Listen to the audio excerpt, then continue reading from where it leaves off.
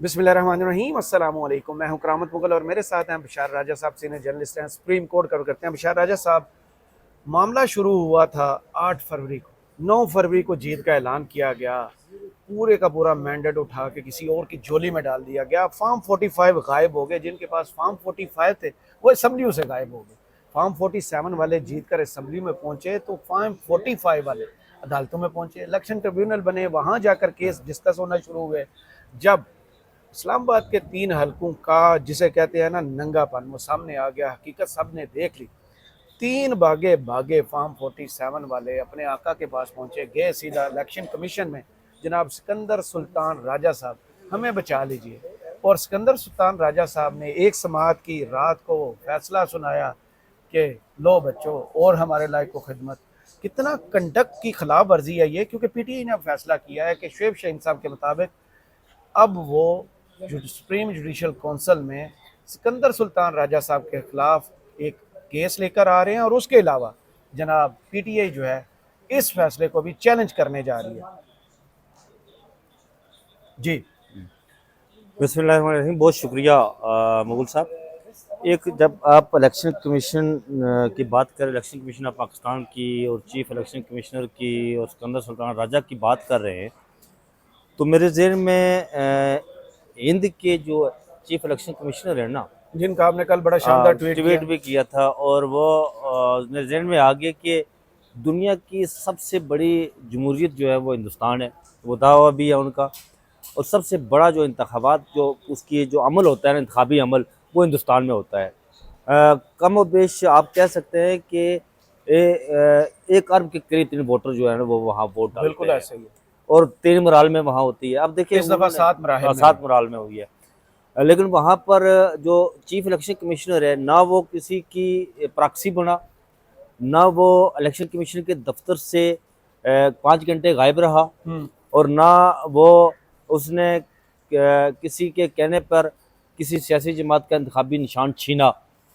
और वहाँ पर बड़ी खूबसूरती जो हिंदुस्तान की जमहूरियत की है वो ये है कि हिंदुस्तान के उस इंतखाबी अमल में तमाम पॉलिटिकल पार्टी ने, वो नेशनल सतह की हो या फिर इलाकाई उनकी जो रीजनल पॉलिटिकल पार्टी लेवल पे हो, कुछ स्टेट लेवल, जो तमाम पार्टीज ने उन इंतखाबात में हिस्सा लिया। हिस्सा लेने के बाद जब रिजल्ट सामने, नताइज सामने आए, तो किसी भी सियासी पार्टी ने उनकी रिगिंग के हवाले से या चीफ इलेक्शन कमिश्नर के हवाले से या इलेक्शन कमीशन ऑफ हिंदुस्तान जो था उनके मेम्बरान के हवाले से किसी किस्म का कोई सवाल नहीं उठाया। सही, उन्होंने नताइज को तस्लीम किया, वो इलाकाई पार्टी हो या उनकी नेशनल पार्टी हो, कांग्रेस हो या जो ममता बनर्जी की पार्टी हो या शरद पवार, कोई भी हो, जितनी भी हो, कांग्रेस उन्होंने नताइज को सर तस्लीम खम करते हुए उन्होंने उसको किया। और आज वो नई अगली हुकूमत, ये हिंदुस्तान की जमहूरियत की ये बेहतरीन जो है वो एग्जाम्पल दी जा सकती है डेमोक्रेटिक कंट्री में। अलमिया मगर हमारे यहाँ ये है कि हमारे जो chief election commissioner Pakistan Sikandar Sultan Raja साहब हैं, ये जब दस्का के इंतखाबात हुए थे तो उस वक़्त इन्होंने जब नोटिस लिया था तो कहा गया था कि बल्ले बल्ले के जी ब्यूरोक्रेट चीफ इलेक्शन कमिश्नर आया है, ये किसी की बात नहीं सुनेगा, ये किसी की बात नहीं मानेगा, और ये जो रिगिंग होगी या जो कुछ भी होगा वो हर किसी की बात वो उसके खिलाफ जो है वो एक्शन लेगा। लेकिन वो हमें क्या पता था जी कि वो जो कहते हैं जो गरजते हैं वो बरसते नहीं। तो वो बाद में पता चला कि वो तो बिल्कुल लम लेट हो गए जनाब। वो इलेक्शन के वाले दिन भी गायब रहे, वो इंतखाबी एक पार्टी का सियासी निशान भी उन्होंने छीन लिया, पूरी पार्टी बनकर आए। पूरी पार्टी बनकर आए। फिर लोगों से जो है वो उनके उम्मीदवार जो थे, 3 अप्रैल को जब यहाँ पे कासम सूरी साहब की रूलिंग पर समाअत हुई, कोर्ट में बुलाया गया, उन्होंने कहा कि 7 माह चाहिए। एक पार्टी किस मुल्क में है एक सियासी जमात जिसे पाकिस्तान तहरीक इंसाफ कहते हैं, उनके उम्मीदवार, उनके मेंबर्स जब इंतखाबी अमल में मैदान में उतरे तो किसी को तजवीज़ कुनगान और तायद कुनगान गायब हो गए, पेपर गायब हो गए, बंदूक को घरों से उठा लिया। हिंदुस्तान के अंदर ये सारा नहीं है। रही बात जो इलेक्शन ट्रिब्यूनल के हवाले से आपने बात की कि यहाँ पर अब देखिए ये क्या है, ये है कि इस्लामाबाद की जो तीनों हल्के अभी तो बहुत सारे मामला खुलेंगे। मैं आपको यहाँ पर तो बहुत सारे लोग कहते हैं आगाज यहाँ से ये आगाज है। कहीं ना कहीं से आज स्टार्ट होना था। जो आज यहाँ सुप्रीम कोर्ट में भी जो तौहीन अदालत केस की हवाले से जो बात, मैं एक खबर आपको दे दूं, ये तो बहुत सारे लोग कहते हैं ना कि नहीं मैं इलेक्शन ट्रिब्यूनल पर बाद में आता हूँ, लेकिन पहले खबर मैं आपको दे देता हूँ। वो ये है कि लोग कहते नहीं मुस्तफा कमाल और फैसल वाउडा के साथ जो है ना वो सुल्लू गुल्लू वाला मामला नहीं होगा। भाई मैं खबर आपको, इनको समझ नहीं है कि इनके साथ होने वाला क्या है। अच्छा, ये टंगे जाएंगे। टंगे जाएंगे। ये जो मेरा सोर्स है, ये वो सोर्स है जो चीफ जस्टिस के बहुत करीब है। ये मेरा वो सोर्स है जिसने मुझे ये बताया। लेकिन काजी साहब ठीक आप है। बड़े नरम मिजाज थे उसके साथ। यार नरम मिजाज थे वो तो चले होता है, नरम हाथ मिजाज खड़ा थे। हुआ, काजी साहब पीछे हो। पीछे हट के जो भी हुआ, लेकिन ये अभी इनिशियली स्टेज है उसकी, जो तौहीन अदालत की कार्रवाई शुरू हुई है। आगे देखिए होता क्या है जनाब। इस्लामाबाद जी का जो इलेक्शन ट्रिब्यूनल था, जस्टिस तारक महमूद जंगीरी के हवाले से आज इत्फाक से मुझे इस्लामाबाद के जो दो नहीं बल्कि एक मेंबर असेंबली मुझे मिले जो जीते हुए थे। तो मैंने उनसे पूछा कि आप यहाँ कहाँ आ गए जनाब, भुट्टो वाले की तरफ से आए हैं? ये मैंने उनसे पूछा। अच्छा। बल्कि वैसे अकील मलिक साहब सामने मौजूद थे यहाँ पर। मैंने अकील मलिक साहब से ये कहा कि अकील मलिक साहब मुझे अफसोस है आपकी सियासत शुरू होने से पहले सियासत खत्म हो गई। उन्होंने ऐसे बंदे को सियासी कुर्बानी का मुझे कहा कि मैं मैं क्या करता। फिर मैंने उन्हें कहा था कि आप डॉक्टर नसरत चीमा की तरह खड़े हो जाते आप, तो फिर आपकी कद काठ में बड़ा होता और आपकी सियासत की अभी बहुत उम्र कि अभी आपकी बहुत उम्र पड़ी। जो इस्लामाबाद के एक हल्के से मेंबर समझे, मैं नाम नहीं लूंगा उनका, मैंने वो मिले तो मैंने उन्हें कहा जी कि आप क्यों चले गए इलेक्शन कमीशन पाकिस्तान में, क्यों उधर छुप गए? उन्होंने मेरे सामने एक अजीब और गरीब बात की। उन्होंने मुझे कहा जी कि यहाँ पर एक ऐसा मेंबर असेंबली भी है जिससे 22 करोड़ रुपया लिया गया। अच्छा, 22 करोड़ रुपए इस्लामाबाद के हल्के से मुंतखब होने वाला मेंबर असेंबली। 3 ही तो है, कौन सा मुश्किल काम है? इतना अफोर्ड कौन कर सकता? 22 करोड़ रुपया उसको, चौथे नंबर वाला। हाँ चौथे नंबर। 12 करोड़ रुपया बेचारे उसने किसी से मांग कर उधार में दिए। अच्छा, 12 करोड़ रुपया उसे मांग कर दिए। उसने कहा जी ये बचाने असल में 22 करोड़ रुपए 22 करोड़ रुपए बचाने, तो हम इसलिए उधर गए थे। मैंने कहा आपने सबूत क्यों नहीं दिए इलेक्शन ट्रिब्यूनल में? आप वहां जाकर फॉर्म वालेकुम अस्सलाम, फॉर्म 40 कैसे जी वहां जाकर आप फॉर्म 45 देते। छोटी सी कमर्शियल।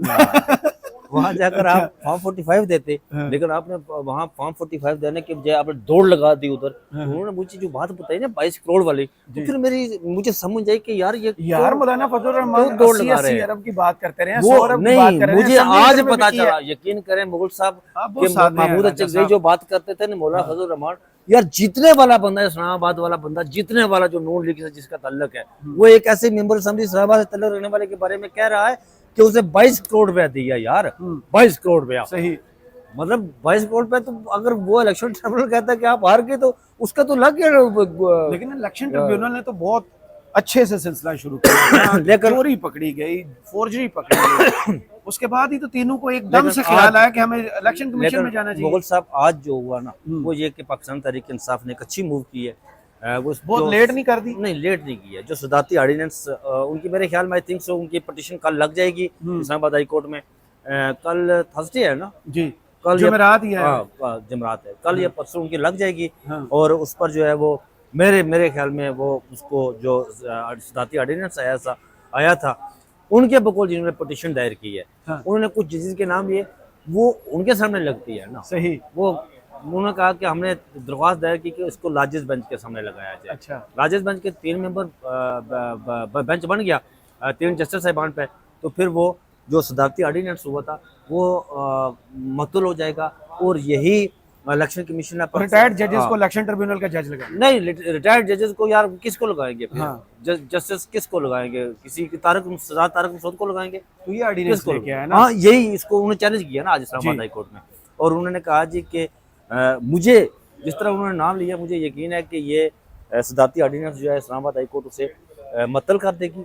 और यही जस्टिस तारक जंगीरी साहब आज उन्होंने डेट देती। मैंने उस बंदे से पूछा कि आपकी डेट क्या है, तो इस्लामाबाद से उन्होंने मुझे पकड़कर यहाँ पर चाय भी ऑफर की। अच्छा, राय साहब आप आए, हम आपको कुछ कहानियां सुनाते हैं। उन्होंने मुझे बोलकर, मैंने एक ट्वीट किया ना, उस ट्वीट का बड़ा चल पड़ा नाम। तो उन्होंने मुझे कहा राय साहब ये आपने ट्वीट क्या किया? मैंने कहा जी आप ट्वीट तो मैं अपने लोगों के लिए किया हुआ है, जो कुछ आप कह रहे हैं वही। उन्होंने कहा नहीं, ये ऐसे डिलीट, मैं डिलीट तो नहीं करता मैं किसी, उन्हें मुझे पकड़ कर लाए यहाँ पर, चाय भी ऑफर की, मैंने कहा नहीं। उन्होंने कहा जी आए हम, हमारे पास आप 10 मिनट हमें टाइम दें, हम आपको कुछ कहानियाँ सुनाते हैं।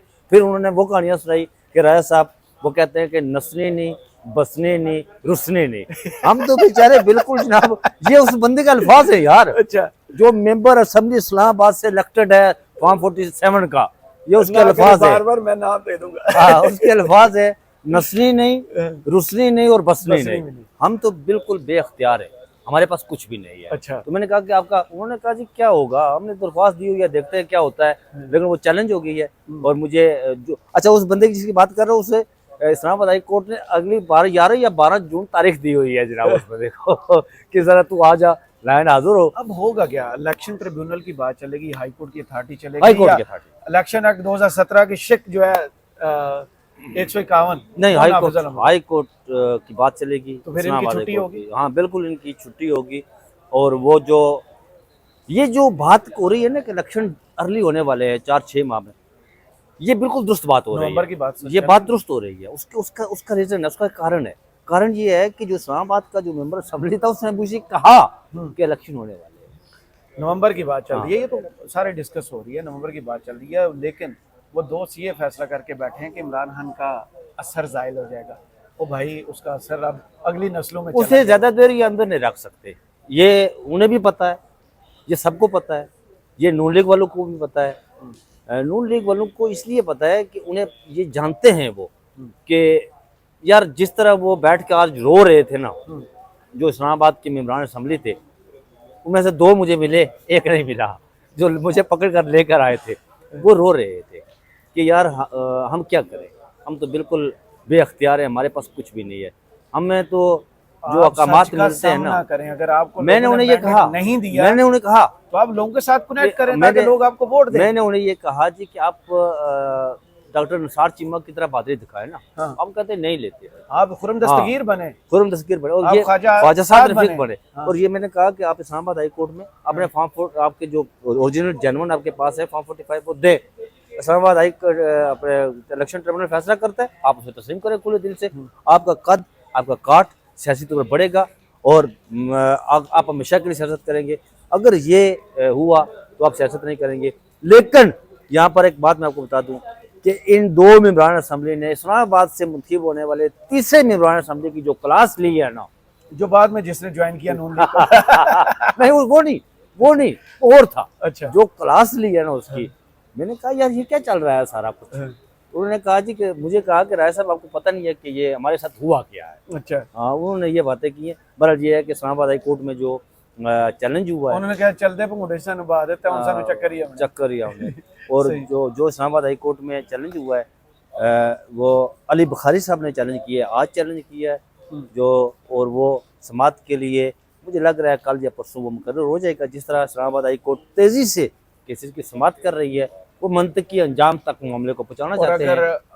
लेके आते हैं केस, चीफ इलेक्शन कमिश्नर का रेफरेंस लेके आते हैं, शिकायत लेके उनका आते हैं, बिल्कुल सुप्रीम राइट कोर्ट बनता है, राइट बनता है, शोएब वो शाहिद साहब लेकर बोल गया आज। हाँ राइट बनता है, और सुप्रीम जुडिशरी काउंसिल में लेकर आते हैं तो फिर इनका जाना मुकद्दर में होगा जनाब। सही, बहुत शुक्रिया बिशार राजा साहब आपके वक्त का। कमेंट्स बॉक्स में ज़रूर बताइए वीडियो आपको कैसी लगी। इजाज़त दीजिए, अल्लाह हाफ़िज़।